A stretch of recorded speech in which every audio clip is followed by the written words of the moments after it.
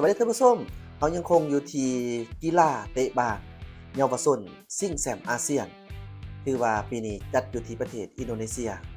คือกันกับท่านผู้ชมรู้แล้วว่าอยู่17ลาวเฮามาฮอดปัจจุบันนี้ผ่านเข้ามารอบ4ทีมสุดท้ายเป็นที่เรียบร้อยแล้วหลังจากที่เอาชนะทีมชาติอยู่17ไทยไปได้3-2ส่งผลให้อยู่17ลาวเข้ารอบ4ทีมโคจรมาพบกับทีมชาติมาเลเซียซึ่งว่าจะมีการแข่งขันกันในมื้อวันที่22เมษายน2026นี้เวลา 15:30 นอยู่ที่ประเทศอินโดนีเซียแต่ท่านผู้ชมก่อนที่อยู่17ลาวจะประสบผลสำเร็จหรือว่าทีมชาติลาวอยู่17จะประสบผลสำเร็จมาได้ถึงขนาดนี้แน่นอนย่อมมีโค้ชผู้ที่คอยบอกสอนเหมือนดังพ่อแม่เฮ็ดให้อยู่17ลาวประสบผลสำเร็จในครั้งนี้เฮาจะมารู้จักกับทางโค้ชผ่านซุปเปอร์ไซส์กลางกระแสหรืออื่นง่ายๆก็คือโค้ชกุ้งนะเนาะเจ้าโค้ชกุ้งคือว่าเป็นหัวหน้าคู่ฝึกทีมชาติลาวอยู่17หลังพาทีมเข้ารอบ4ทีมการแข่งขันเตะบาสเยาวชนรุ่นอายุบ่เกิน17ปีชิงแชมป์อาเซียนประจำปี2026หรือว่าอาเซียน U17 Boys Championship 2026ที่ประเทศอินโดนีเซียเป็นเจ้าภาพเอามาทำความรู้จักกับทางฐานซุปเปอร์ไซส์ดีกว่าโค้ชกลุ่มกันก่อนในเจ้าท่านผู้ชมสบายดีข้าพเจ้าสุภชัยการกระแสนะหัวหน้าผู้ฝึกทีมชาติลาว U17 คันว่าเรื่องว่าเริ่มเตะบอลก็จำความได้ก็มันแต่น้อยพุ่นแล้ว5-6 ขวบนะประมาณ5-6 ปีเริ่มเตะบอลมีความรักในกีฬาบาสเตะเนาะแล้วก็เรียนจบมหาลัยจากมหาลัยราชภัฏนครราชสีมาเนาะสาขาวิชาการกีฬาเนาะหรือว่าสปอร์ตไซน์หลังจากเรียนจบข้าพเจ้าก็ได้ไปฝึกงานอยู่สโมสรเมืองทองยูไนเต็ดเนาะฝึกงานแล้วก็เฮ็ดเวียกต่ออยู่หั่นฝึกงาน2011ปี2011ฝึกงานอยู่เมืองทองเนาะแล้วก็ได้มีโอกาสไปเข้าร่วมกับทีมเมืองทองสุดใหญ่แล้วจุดนั้นก็ซุปเปอร์สตาร์ก็เป็นพวกรัชกรทองเหลาเนาะหรือว่ารัตพรพันลิตพนพวงศ์ษาหรือว่าต่างประเทศก็เป็นมาโดยูรอฟกี้เนาะส่วนเฮดโค้ชก็เป็นสลาวิซาโยคาโนวิชเนาะเป็นโค้ชชาวเซอร์เบียเนาะก็มีได้ประสบการณ์จากประมาณ5ปีเนาะอยู่กับเมืองทองแล้วก็ออกมาอยู่กับขอนแก่นยูไนเต็ดตอนปี2016เสร็จจากนั้นก็ไปนครปฐมปี2017แล้วก็มาหนองบัวพิชยา2ปี2018 2019หนองบัวพิชยาหลังจากนั้นก็ไปอยู่ระยอง FC เนาะFC แล้วก็มาพิษณุโลก FC แล้วก็ต่อด้วยเป็นสุโขทัยเนาะสุโขทัย FC นะครับแล้วก็มีโอกาสกลับไปขอนแก่นยูไนเต็ดอีกรอบนึงตอนประมาณช่วงระหว่าง 3-4 ปีก็มีการหมุนเวียนสโมสรในหลายสโมสรจากอาจจะเป็นเรื่องของผลงานแน่หรือว่าบทบาทหน้าที่ท้าทายเจ้าของเนาะแต่เปลี่ยนสถานที่เฮ็ดงานหลายนะแล้วก็สุพรรณบุรีตอน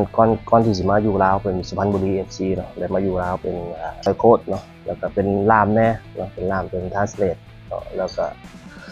มาอยู่ลาวก็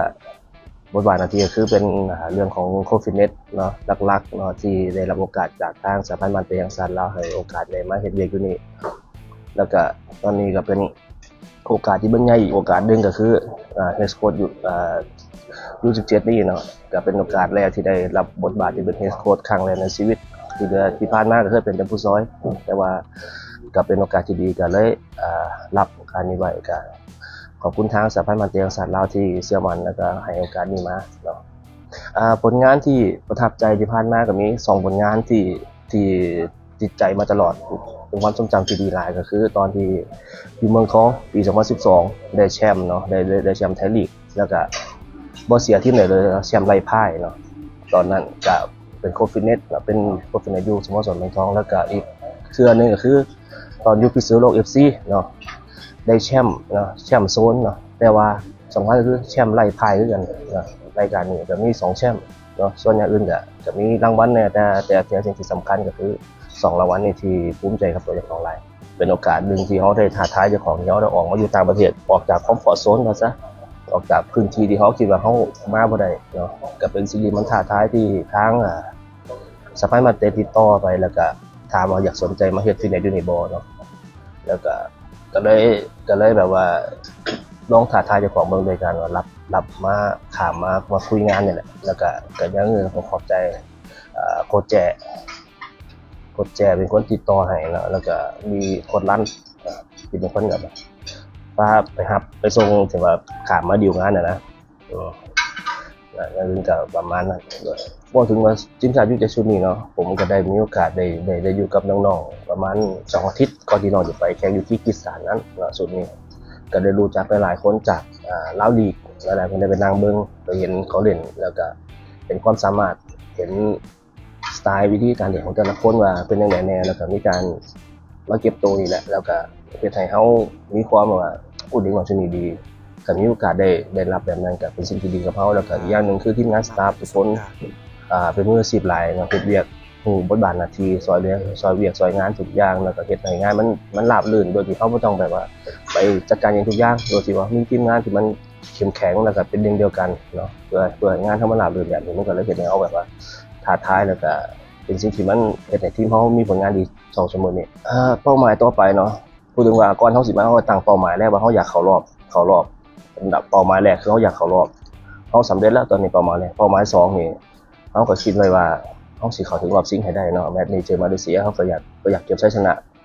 จากที่เฮาได้ไปเบิ่งเขาเมื่อวานนี้เขาก็โอเคแหละมาเลเซียเป็นทีมที่แข็งแกร่งเป็นทีมที่ดีทีมนึงโดยแรงกิ้งของประเทศเขาก็ดีกว่าเฮาแต่ว่าเฮาก็มียุทธวิธีการที่เฮาสิรับมือกับเขาแล้วก็สิเอาชนะเขาแบบใดเฮาก็มีแผนและมีในใจแล้วก็ว่าจะไปนำไปใส่กันนิดหน่อยตอนฝึกซ้อมมื้อนี้กับมื้ออื่นเนาะเพื่อเตรียมทีมเจอกับมาเลเซียฝากถึงแฟนบ้านเนาะโอ้ที่ผ่านมาดีใจหลายเนาะที่แบบว่ามีเอิ้นว่ามีคอมเมนต์หรือว่าความคิดเห็นจากแฟนบ้านถึงที่มันแบบว่าดีแน่บ่ดีแน่แต่ว่าหลายๆเนี่ยเก็บทุกคอมเมนต์มาพัฒนาเจ้าของพัฒนาทีมพัฒนาเด็กน้อยพัฒนาทีมชาติลาวให้มันดีขึ้นมันบ่ได้เป็นในทางที่มันบ่ดีหม้องใดที่มันเป็นจุดอ่อนที่มันยังบ่ดีการยิงจบสกอร์บ่เกมรับบ่ดีบ่อีหยัง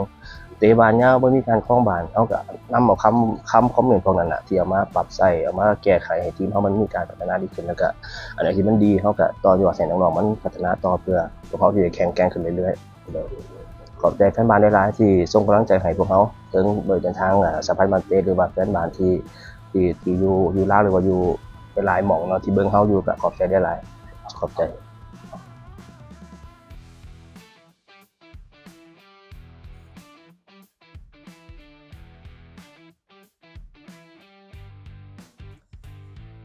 ท่านผู้ชมนั่นคือทานซุปเปอร์ไซกลางกระแส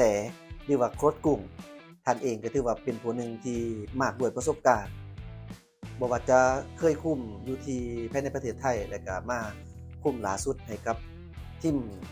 เตะบาลเยาวชนรุ่นอายุบ่เกิน17ปีของทางสปปลาวก็สามารถประสบความสำเร็จจนเขามาถึงรอบ4ทีมสุดท้ายได้นี่ถือว่าเป็นผลงานที่ท่านเองก็ได้มีการสีน้ำต่างๆแน่นอนก็ยังมีห้องโค้ชก็ยังมีผู้ช่วยและก็ยังมีหน่วยงานต่างๆที่ได้พร้อมจิตพร้อมใจซุ้มกำลังเฮือแห่งสติปัญญาเพื่อได้มีการฝึกฝนหล่อหลอมทีมอยู่17ของลาวเฮาในสุดนี้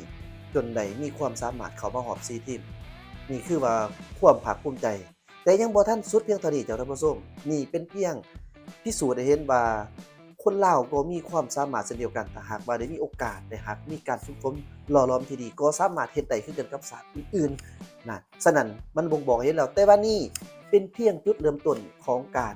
ที่ได้รับผลสำเร็จเท่านั้นยังมีศึกใหญ่ทั้งข้างหน้าที่รอคอยอยู่ก็คือมื้ออื่นวันที่22เมษายน2026เวลา 15:30 นที่ประเทศอินโดนีเซียซึ่งว่าลาวจะพบกับทางมาเลเซียซิ่งกันเพื่อเข้าไปซิ่งรอบชนะเลิศมาเบิ่งว่าระหว่างลาวกับมาเลเซียแม่นไผจะเข้ารอบซิ่งชนะเลิศไปพบกับระหว่างเวียดนามกับออสเตรเลียมื้ออื่นเฮาฮู้ผลกันอย่างแน่นอนมื้อนี้เฮาจงร่วมจิตร่วมใจกันส่งกำลังใจเสียทีมชาติลาว U17 ลาวให้ผ่านเข้ารอบซิ่งชนะเลิศให้ไปถึงจุดนั้นและให้ไปไกลกว่าจุดนั้นให้ได้เจ้าท่านผู้ชมขอขอบใจนำโค้ชกุ้งที่ว่าได้มาฝึกฝนทางกีฬาเตะบาล U17 ลาวในครั้งนี้ แน่นอนบ่ว่าทานจะเป็นคนศาสตร์ใดทานเองก็มีหัวใจมักคักในกีฬาเตะบาสและทานเองกับมีความรับผิดชอบสูงในหน้าที่ของทานที่ถูกมอบหับหมายให้อันนี้ก็ขอส้มเสยสรรเสริญหัวจิตหัวใจแท้ๆนอกจากท่านผู้ชมก็ขอให้ทานประสบความสำเร็จเนาะพดกุ้งเพิ่นเป็นคนไทยเด้อเจ้าท่านผู้ชมเพิ่นเก่งเป็นมากด้วยประสบการณ์เช่นเดียวกันฉะนั้นก็มอบจิตมอบใจให้แล้วก็ขอชื่นชมห้องสตาฟโค้ชทุกภาคส่วนที่เกี่ยวข้องพวกทานเก่งหลายพร้อมด้วยน้องๆลูกหลาน U17 เฮานี่ถือว่าเก่งหลายเฮ็ดให้ได้บ่แม่นเฮาบ่เคยเข้ามาหอบนี่แล้วเฮาเคยผ่านเข้ามาหอบนี่เช่นเดียวกันในซุ่มหลายๆปีผ่านมาแต่เฮาบ่ประสบสำเร็จเข้าหอบซิ่งมาปีนี้ขอให้มันได้ดังนั้นเด้อเจ้าเอาสู้ๆต่อไป U17 ลาวสู้ๆ